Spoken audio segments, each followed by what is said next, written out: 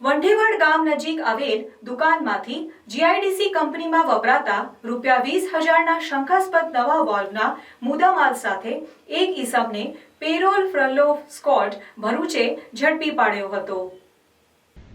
વંઢેવાડ ગામ નજીક આવેલ દુકાનમાંથી જીઆઈડીસી કંપનીમાં વપરાતા ₹20,000ના શંકાસ્પદ નવા વોલ્વના મુદ્દામાલ સાથે એક ઈસમને પેરોલ ફ્રલો સ્ક્વોડ ભરૂચે ઝડપી પાડ્યો હતો।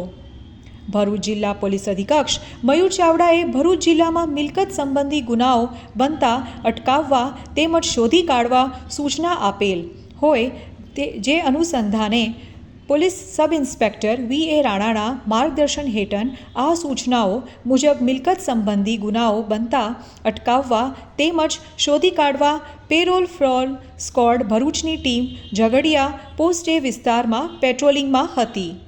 દરમિયાન બાતમી મળેલ કે ભંગારનો વેપાર કરતા ઇસ્લામ હરફુલ દિવાન તેની ભંગારની દુકાનમાં શંકાસ્પદ એસએસના નવા વોલ્વ જેનો ઉપયોગ જીઆઈડીસી કંપનીઓમાં કરવામાં આવે છે જે વોલ્વ તેની દુકાનમાં સંતાડી રાખેલ છે।